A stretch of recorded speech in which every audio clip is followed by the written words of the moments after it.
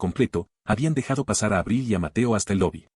Adrián llamó a Ramiro, quien repitió el cliché eterno: estoy atrapado en el tráfico, llegaré en 30 minutos. Una excusa tan gastada que ni siquiera valía indignarse. Yo les pedí a los cargadores que se mantuvieran firmes, solo retirar cajas personales, nada más. En esos 30 minutos, Abril y Mateo intentaron absolutamente todo. Primero quisieron intimidar a los cargadores, diciendo que ellos dos también formaban parte del equipo contratado por Mateo. Un absurdo fácil de detectar, porque ni siquiera sabían cómo se manejaba la logística de una mudanza profesional. Después, cuando no funcionó, Abril cambió de estrategia y empezó a llorar. Decía que estaba siendo hostigada, que los cargadores eran amenazantes. Todo para generar confusión y presión. Pero lo peor vino cuando señalaron los muebles. La estantería hecha a medida. La mesa ergonómica. El colchón premium. La televisión OLED de 65 pulgadas. Abril insistía en que todo eso eran regalos, y por lo tanto le pertenecían. Pero yo tenía cada recibo guardado como parte de mis registros personales.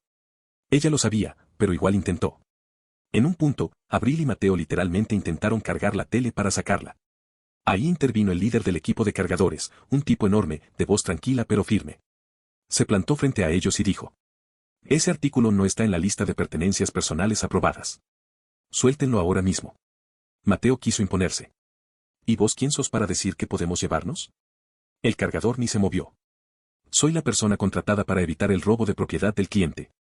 Suéltenlo, o la próxima llamada es a la policía.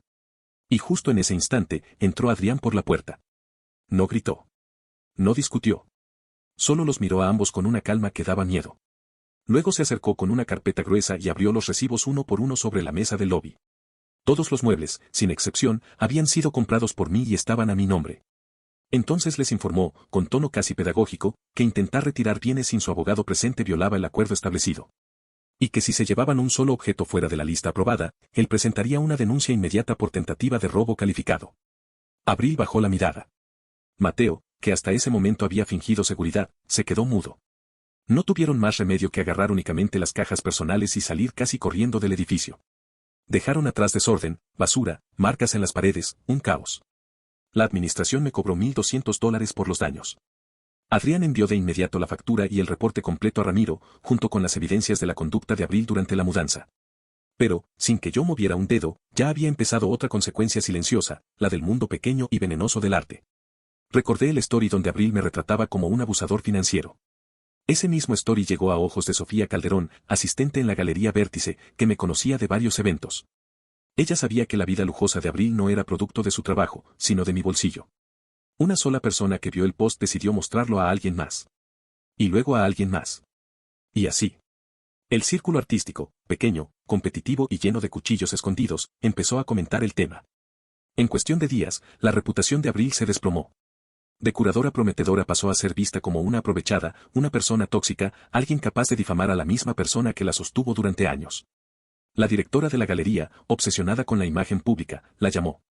Con todo el tacto del mundo le dijo que su presencia ya no encajaba profesionalmente. Es decir, la despidió de la práctica. Las consecuencias para ella ya no eran solo económicas. Ahora eran sociales, laborales, personales. Y lo más irónico de todo era que yo no hice nada. Absolutamente nada. Solo me defendí. El resto, Abril lo estaba haciendo sola. Y era apenas el inicio del derrumbe.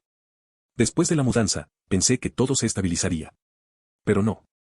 Lo que vino después no tuvo nada que ver conmigo, y aún así cambió por completo el rumbo de la historia. Los días siguientes fueron extrañamente silenciosos.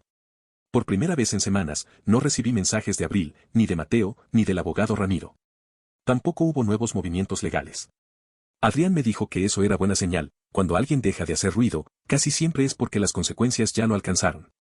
Seguí con mi vida como pude. Terminé de liquidar las cuentas del departamento y pagué la multa por romper el contrato antes de tiempo. Doné todos los muebles a una organización que ayuda a familias a recomenzar. Ver cómo vaciaban el departamento fue más liberador de lo que imaginé. Era como cerrar una puerta que llevaba demasiado tiempo abierta. Regresé a mis rutinas: trabajo, gimnasio, cenas ocasionales con mi hermano Lucas. La rabia se había ido, dejando solo una cicatriz, una que dolía pero que ya no sangraba. Pensé que ahí terminaba todo. Hasta que llegó la primera carta. La envió Adrián. Venía acompañada de capturas, recibos, correos previos y el reporte completo del incidente de la mudanza. Era la versión final y firme de nuestra postura legal. En términos simples, si presentaban una demanda, nosotros presentaríamos una contrademanda por daños, gastos y difamación, respaldada con cada una de sus publicaciones. Cerraba con una frase cortante. ¿Tenemos todos los recibos, ustedes tienen los suyos? Después de eso, silencio total. Nada de demandas. Nada de nuevos correos. Nada de amenazas. Solo vacío. Un vacío que, por primera vez, no me inquietó. Era el fin. Lo sabía. Pero faltaba algo más. Algo que nunca imaginé. Un día, recibí un correo de Sofía, la chica de la galería que alguna vez me había saludado en eventos, siempre amable. Su mensaje era simple. Hola, espero que estés bien. Pensé que te gustaría ver esto. Adjuntó un enlace. Mi corazón dio un pequeño salto, con ese miedo irracional a que algo terrible hubiera pasado.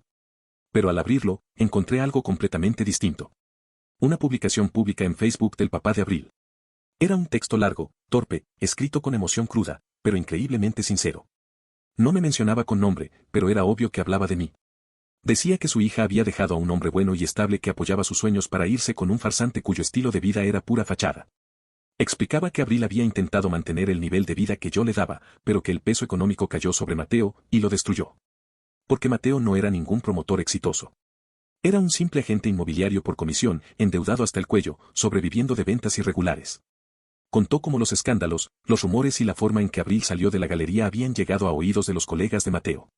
Y en un ámbito donde la reputación lo es todo, eso fue veneno puro. Las ventas de Mateo se desplomaron.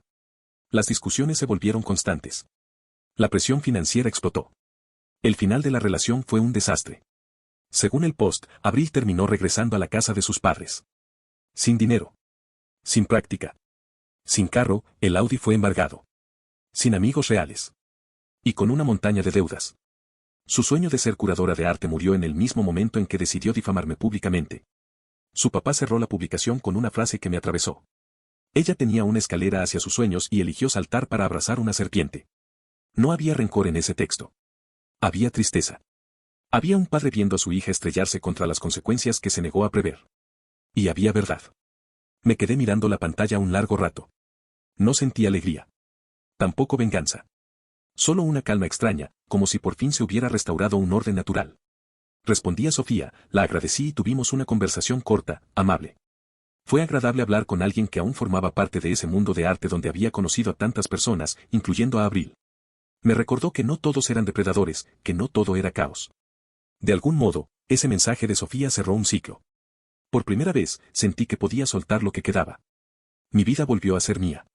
No supe más de Abril ni de Mateo. No busqué, no pregunté.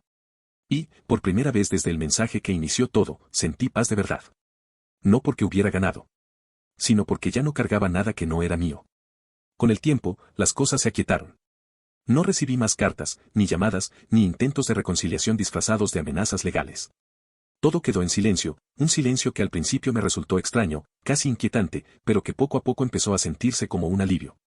Terminé de cerrar todo lo que tenía pendiente con el antiguo departamento, las últimas facturas de luz y agua, la multa del contrato, los trámites finales. Donar los muebles había sido un cierre simbólico, pero ver el departamento completamente vacío, sin cuadros, sin muebles, sin rastro de lo que alguna vez compartimos, fue lo que realmente me soltó algo dentro. Por primera vez desde que todo comenzó, sentí que respiraba sin peso. Mi rutina volvió a tener un orden simple: trabajar, entrenar, comer con Lucas de vez en cuando. No buscaba distraerme, solo quería recuperar mi vida tal como era antes de que todo se volviera un torbellino. La rabia que alguna vez tuve ya no estaba. Lo que quedaba era una lección grabada, una que dolía pero me había cambiado para bien. El verdadero cierre, sin embargo, llegó por dos caminos. El legal y el emocional. El legal fue contundente. Luego de enviar la factura por los daños y el reporte del incidente durante la mudanza, el abogado de Abril, Ramiro, respondió con una última carta cargada de indignación. Adrián ni se molestó en tomársela personal. Contestó con un mensaje frío, directo, casi quirúrgico. Si intentaban demandar, nosotros presentaríamos una contrademanda por todos los daños, gastos legales y un proceso adicional por difamación, respaldado con cada una de sus publicaciones en redes sociales. Cerró su correo con una sola frase. ¿Tenemos todos los recibos, ustedes tienen los suyos? Después de eso, silencio. Un silencio definitivo. Sabían que no tenían nada. El segundo cierre, el emocional, fue la publicación del papá de Abril, la misma que Sofía me envió. Esa publicación me había dejado pensando durante días. Había dolor ahí, pero también una verdad que solo se acepta cuando uno ya no tiene cómo huir de sí mismo. Me quedé con esa frase final por mucho tiempo. Ella tenía una escalera hacia sus sueños y decidió saltar para abrazar una serpiente. No porque fuera poética o cruel, sino porque explicaba todo sin adornos. Las consecuencias no habían sido un castigo, habían sido simplemente eso, consecuencias. No hubo venganza. No hubo revancha. No hubo justicia divina. Solo gravedad. Y, al final, esa gravedad acomodó todo en su sitio. Después de responderle a Sofía y tener un intercambio amable, me di cuenta de algo curioso, hablar con alguien que había visto de cerca la caída profesional de Abril, pero sin ningún morbo. Me ayudó a entender que no todos en ese círculo eran como ella. Que había gente buena, con integridad. Que mi error no fue confiar, sino confiar demasiado rápido. Con el tiempo, el ruido se disolvió por completo. No volví a saber de Abril ni de Mateo. No sé si siguen juntos, si trabajan, si lograron estabilizarse o si cayeron más. La verdad es que ya no me importa. No desde la indiferencia amarga, sino desde la tranquilidad madura que aparece cuando uno entiende que su vida no necesita girar alrededor del caos de otros. Hoy mi vida es mía. Estoy concentrado en mi empresa, en mis proyectos, en mis límites y en las personas que realmente suman. Aprendí que uno puede apoyar los sueños de alguien sin convertirse en el suelo que esa persona pisa cuando quiere escalar más rápido. Aprendí que la generosidad sin límites se convierte en un arma contra uno mismo. Y, sobre todo, aprendí que no se trata de no confiar, sino de confiar con criterio. Nunca supe más de Abril. Nunca busqué saber. Y, al final, como escribió su propio padre, todo terminó exactamente como tenía que terminar. No fue justicia. Solo fue la gravedad. Haciendo su trabajo. No olvides dejar tu opinión en los comentarios, dejar tu like y compartir este video.